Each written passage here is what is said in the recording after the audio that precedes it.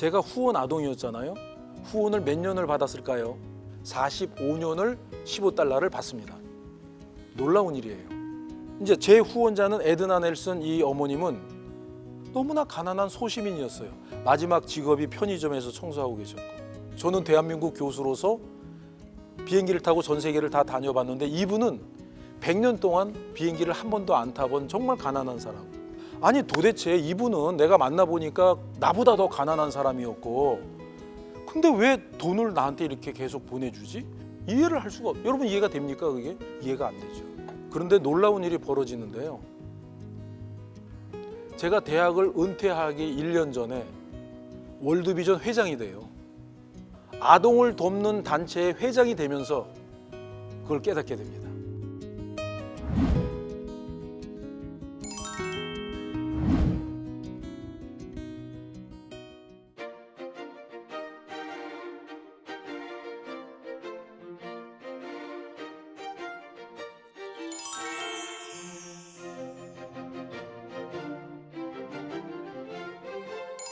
저는 사실 보면은 만남의 축복을 좀 받은 것 같아요. 제 인생에 노벨상 수상자가 등장하죠. 또 뭐 벤처 기업인이 등장을 하죠. 또 뭐 하버드 대학을 엉뚱하게 또 나이 50이 돼서 가게 되죠. 이런 일들이 계속 벌어지면서 에이즈 퇴치 운동을 하게 되지. 그러니까 이러한 일들은 제가 사실은 과거에 무슨 계획을 하고 살아온 인생이 아닙니다. 그거는 생각지 않게 살아가면서 자연스럽게 우연하게 계획 속에 없었던 일이 계속 제 인생에 발생을 하게 돼요. 그런데 재밌는 거는 그 꼭지점마다 사람이 등장을 하는데 그 사람을 통해서 제가 전혀 새로운 사람이 되고 새로운 경험을 하게 된다는 거죠. 기가 막힌 것은요, 얼마 전에 불과 4년밖에 안 됐어요. 제가 60이 넘었는데요. 어떤 일이 벌어지냐면은 이상하게 제 마음속에 또 공부를 하고 싶은 생각이 드는 거예요. 여러분 상상이 안 가죠? 뭐 겁이 없어진 거예요. 모르면 계속 공부하지. 모르면 책상에 앉아서 읽으면 되지. 또 공부하고 싶으면, 근데 그것도 엉뚱한 생각이, 제가 이제 과학자잖아요. 과학자다 보니까 지금 21세기는 4차 산업혁명이라 그러잖아요. 그래서 이 4차 산업혁명이 도대체 어떤 세계인가? 그게 이제 물론 과학자니까 대충은 알지만은 조금 더 자세하게 좀 알고 싶은 생각이 드는 거예요. 막 인공지능이 등장하고 뭐 로봇이 등장하고 뭐 전기 자동차 나오고 뭐 심지어는 무인 자동차가 나오고 막 도대체 심지어는 막 블록체인 기술까지 막 등장하는데 도대체 우리가 살고 있는 이 세계는 앞으로 어떤 세계일까? 괜히 그게 궁금해지는 거예요.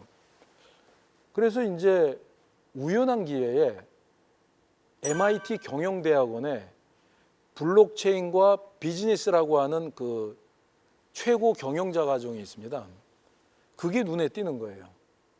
교과 내용은 굉장히 흥미롭고 가고 싶은데 제가 자신이 안 생기는 거예요. 왜 그러냐면 저는 블록체인을 처음 들어봤고 블록체인을 전혀 접한 적이 없기 때문에 도저히 따라갈 자신이 없는 거예요. 그래서 이제 인터넷으로 이렇게 등록 신청을 하다가 중단하고 등록 신청을 하다가 중단하고 이렇게 3번을 중단하니까 거기서 전화가 온 거예요. 교수님이 네가 왜 등록을 하다가 중단하냐 이거예요. 그래서 제가 물어봤죠. 아니 제가 진짜 이 수업을 좀 듣고 싶은데 이 과정을 좀 공부하고 싶은데 내가 블록체인에 대해서 아는 게 하나도 없다. 블록체인에 대해서 아는 게 하나도 없는데 어떻게 내가 블록체인과 비즈니스 과정을 최고 경영자 과정을 듣느냐.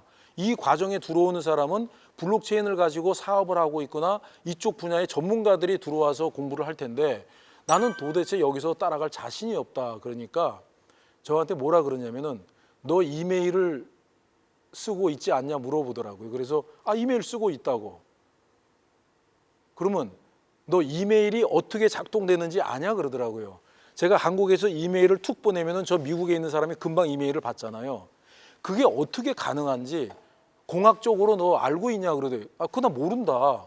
나는 이메일을 이렇게 사용할 뿐이지 그걸 내가 어떻게 하냐 그러더니 바로 그거라는 거예요. 우리는 MIT 경영대학원 슬로안 스쿨 경영대학원이기 때문에 이게 공대가 아니다. 여기는 경영대학원이니까 블록체인의 공학적인 이런 부분을 가르쳐 주는 게 아니고 네가 이메일을 그 작동 원리를 잘 모르지만 사용하고 있는 것처럼 블록체인 기술이 이 비즈니스 앞으로 21세기의 비즈니스 세계를 어떻게 변화시키는지 그런 거를 가르쳐 준다는 거예요. 그래서 이제 그러니까 너는 블록체인에 대해서 전혀 아는 바가 없어도 관계없다. 우리가 너 이 제출한 성적표를 보니까 하버드 대학에서 경제학 뭐 경영학 이런 거 들었으니까 너는 충분하다. 그러는 거예요. 그러면서 저한테 이제 막 용기를 주는 거예요. 한번 공부를 해보라고. 그래서 결국은 이제 블록체인과 비즈니스를 공부를 하게 됩니다. 그러나 공부하면서도 제가 그냥 궁금해서 하는 거지 진짜로는 내가 도대체 이걸 왜 그러면 그것도 또 비싼 등록금을 내야 되거든요.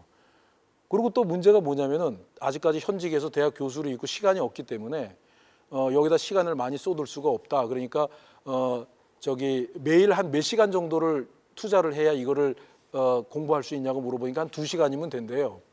그러니까 2시간 정도는 괜찮잖아요. 그래서 그래? 그럼 나도 한번 해보자. 그래서 이제 등록금을 내고 이제 했죠. 근데 2시간은커녕이요. 도저히 따라가기가 어렵고 하루에 10시간을 공부했어요. 10시간. 하루에. 꼬박 책상에 앉아서 10시간을 공부해서 겨우 따라갑니다.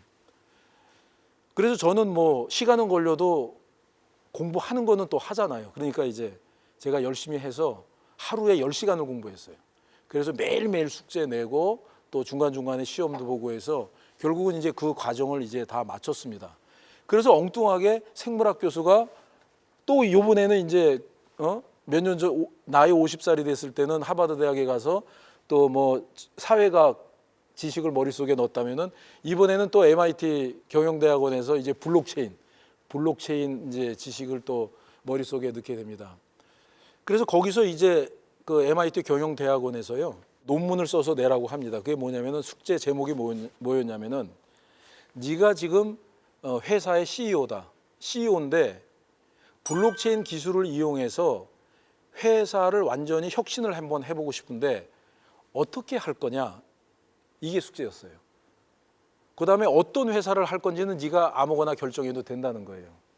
그래서 제가 숙제를 2개를 냅니다. 첫째는 생명공학 회사를 만들어요. 그래서 블록체인 기술을 이용해서 신약 개발이 보통 10년에서 12년이 걸립니다.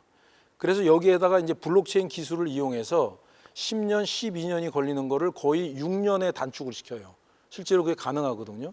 그래서 블록체인 기술을 이용해서 신약 개발을 6년으로 단축을 시킬 수만 있다면은 비용이 적게 들죠.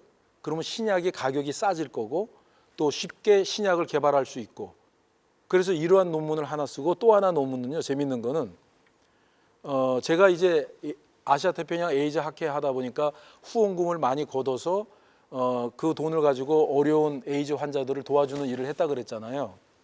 그러니까 이제 그 생각이 나는 거예요. 이 블록체인 기술의 장점 중에 하나가 투명성이거든요.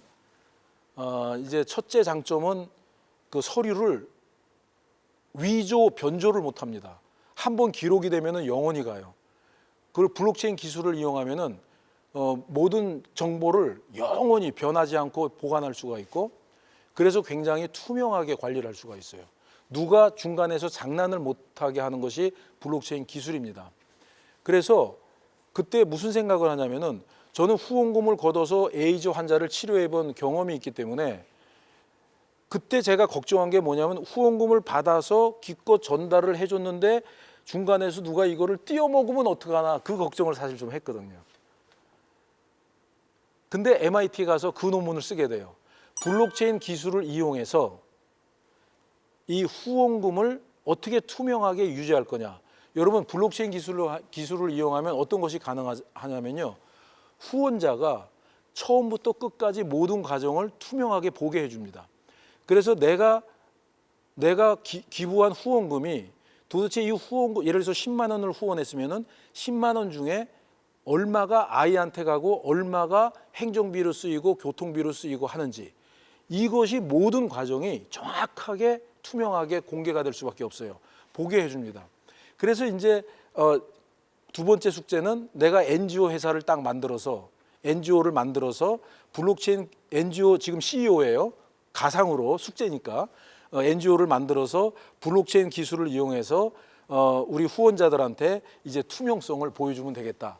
이제 그런 회사를 만드는 논문을 이제 2개를 내게 됩니다. 여러분 제가 뭐 받았는지 아세요? 제가 솔직한 얘기로 하버드 케네디 스쿨은 겨우 B를 받았습니다. 졸업할 때 겨우 B를 받고 졸업했는데 제가 MIT 경영대학원에서 이 마지막 숙제를 2개 다 A를 받았어요.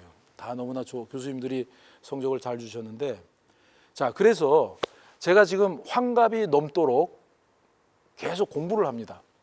그래서 이제 생명공학을 공부하고 또 거기서 에이즈를 공부를 하고 또 사회과학을 공부를 하고 결국은 또 MIT에 와서 또 블록체인 비즈니스 이쪽을 또 공부를 하고 60이 넘은 사람이 이제 할아버지가 뭐 블록체인을 공부한들 저는 이제 곧 조금 있으면 은퇴하는데 뭐 그걸 어디다 써먹겠어요. 그냥 제 궁금해서 공부를 했던 거죠. 그런데 놀라운 것이요. 제가 NGO 회장이 되는 거예요. NGO 회장이 돼요.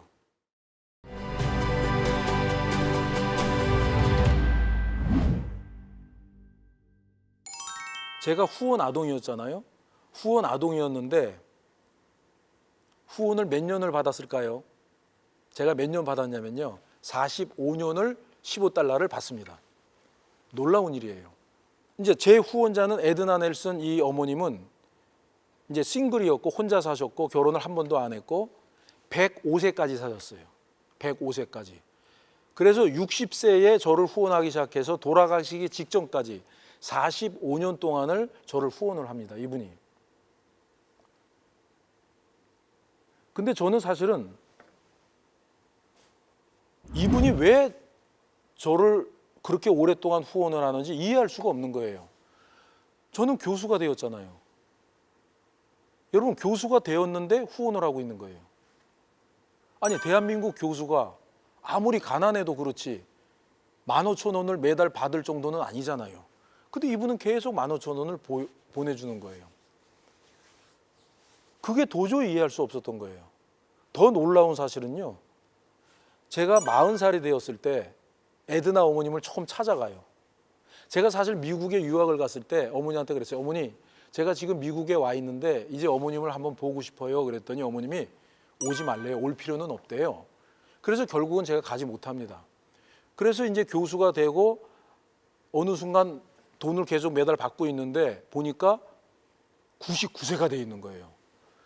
그러니까 지금까지 살아계신 것만 해도 정말 기적 같은 일인데 이제 언제 돌아가실지 모르잖아요. 그래서 제가 어머님을 찾아가기로 결정을 해요. 근데 또 간다고 그러면 또 오지 말라 그럴까 봐 이번에는 간다는 얘기를 안 하고 그냥 주소만 달랑 들고 찾아가요. 저 네브라스카, 미국 네브라스카주에 있는 세인트폴이라고 하는 아주 작은 마을을 찾아갑니다. 저도 이제 처음 갔죠. 그래서 거기를 이제 찾아갔는데요. 하얀 2층 집에 2층 집에 살고 계시는데 이제 그 집을 보니까 사진을 봐서 제가 잘 알죠. 그래서 문을 이제 현관문을 두들기니까 어떤 할머니가 나오셔. 보니까 이제 3살 아래 릴리안 동생분이 나오시는 거예요. 저한테 그러니까 이모뻘이 되는 거죠. 그러니까 저를 보고 깜짝 놀란 거. 너 여기 웬일이냐고. 그래서 이제 에드나 어머님을 보러 왔습니다. 이제 그러니까 잠깐 들어와서 앉으라고. 그래서 이제 제가 저를 거실에 안내해서 저는 소파에 앉고 에드나 어머님은 2층에 계시대요. 그래서 2층에 올라가서 한국에서 아들이 왔노라고 얘기하고 내려오십니다. 그러니까 저는 이제 제가 왔다는 이야기를 듣고 에드나 어머님 막 너무 반가워서 막 나오실 줄 알았는데 이상하게 제가 30분을 기다려도 1시간 반을 기다려도 나오시질 않는 거예요. 그러니까 저는 도저히 이해할 수가 없는 거예요. 도대체 왜 이러실까? 도대체 이해할 수가 없는 거예요. 아니 한국에서 이렇게 40년 만에 아들이 찾아왔는데 왜 나를 보려고 하지 않을까? 미국 문화에 온다는 얘기를 안 하고 이렇게 급하게 막 그냥 착 찾아와서 기분이 불쾌하신 걸까? 그래도 그렇지 한국에서 아들이 찾아왔는데 왜 그렇지? 정말 2층에 계시다고 하는데 나는 저분을 만나지 못하고 다시 한국으로 돌아가야 되나? 이제 이런 슬픈 생각을 하고 이제 앉아 있었는데 2시간이 흘렀어요. 근데 2시간이 됐는데 에드나 어머님이 딱 나타나신 거예요. 근데 이렇게 밑에 앉아서 이렇게 쳐다보니까요. 왜 에드나 어머님이 2시간 만에 나오셨는지 알 수가 있었어요. 99세다 보니까 혼자 움직이는 게 어려웠어요. 근데 혼자 뭘 하고 계셨냐면은 샤워를 하시고 머리를 다듬고 이쁘게 화장을 하고 이쁜 귀걸이, 이쁜 목걸이를 하고 빨간 루즈를 하고 이쁜 옷을 입고 빨간 윗도리에 하얀 바지에 구두도 빨간 구두에 이 굽이 이렇게 높은 빨간 구두를 신고 99세 할머니가 저기 서 있는 거예요. 정말 제가 그때까지 살아오면서 많은 여성들을 봐왔지만은 가장 아름다운 여성을 보는 그런 순간이었습니다. 그래서 그때 이제 저는 저의 후원자 에드나 어머님을 이제 40년 만에 처음 만나게 돼요. 근데 깜짝 놀란 것은 저는 사실 이분이 저를 평생 도와줬기 때문에 좀 잘 살고 있을 줄 알았어요. 물론 부자는 아닐지라도 미국 시민이잖아. 그래서 잘 살고 있을 줄 알았어요. 근데 가보니까 너무나 가난한 소시민이었어요. 마지막 직업이 편의점에서 청소하고 계셨고, 그때는 저보다 더 못 살았어요. 저는 대한민국 교수로서 비행기를 타고 전 세계를 다 다녀봤는데 이분은 100년 동안 비행기를 한 번도 안 타본 정말 가난한 사람. 저는 여권이 없는 미국 사람을 거기서 처음 봤습니다. 근데 이분은 저에게 계속 15달러를 보내주고 있었던 거예요. 그러니까 저는 45년 동안 후원을 받는데요, 그런 부분이 이해가 안 갔던 거예요. 아니 도대체 이분은 내가 만나보니까 나보다 더 가난한 사람이었고, 근데 왜 돈을 나한테 이렇게 계속 보내주지? 나는 대한민국 교수가 되었고 나는 그분보다 지금 더 잘 살고 있는데 왜 나보다 가난한 후원자가 15달러를 계속 보내지 말라고 하는데도 계속 이렇게 돌아가실 때까지 보냈을까? 저는 이 부분이 솔직히 이해를 하지 못하고 살았습니다. 너무 궁금했어요. 그 부분이. 왜 나는 15달러를 받아야 되고 저분은 안 보내도 되는데 왜 계속 저분은 돌아가시기 직전까지 나한테 보냈을까? 저는 이것도 모르고 계속 살았던 거예요. 이해를 할 수가 여러분 이해가 됩니까? 그게 이해가 안 되죠. 그런데 놀라운 일이 벌어지는데요. 제가 대학을 은퇴하기 1년 전에 그러니까 지금으로부터 2년 전입니다. 월드비전 회장이 돼요. 저는 이것도 제가 계획한 일도 아니었어요. 저는 NGO 단체의 회장이 되기 위해서, 이러한 일을 하기 위해서 제가 정식으로 지원을 한 적도 없었고, 또 그거를 계획한 적도 없었고, 그러한 생각을 이루기 위해서 제가 무슨 특별히 준비한 것도 없고, 제가 거기서 왜 하버드 대학에서 블록체인을 공부했던가를 그때 깨달아요. 제가 NGO 대표가 되면서 제일 처음 한 게 뭔지 아세요? 블록체인 기술을 이용해서 NGO에 블록체인 플랫폼을 만듭니다. 그래서 후원자들이 기부를 하면은 그거를 투명하게 보여주기 위한 그러한 작업을 지금 하고 있어요. 놀랍지 않아요? 저는 MIT에서 경영대학원에서 블록체인을 공부할 때 그런 계획이 없었어요. 그냥 마음이 좀 와서 궁금해서 공부를 했을 뿐이에요. NGO의 대표로서 어린이를 도와야 되겠다 이런 생각을 해본 적이 없어요. 그런데 그런 공부를 하게 됩니다. 저는 저의 후원자 에드나 어머님이 왜 45년 저를 도와줬는지 도저히 이해할 수가 없었어요.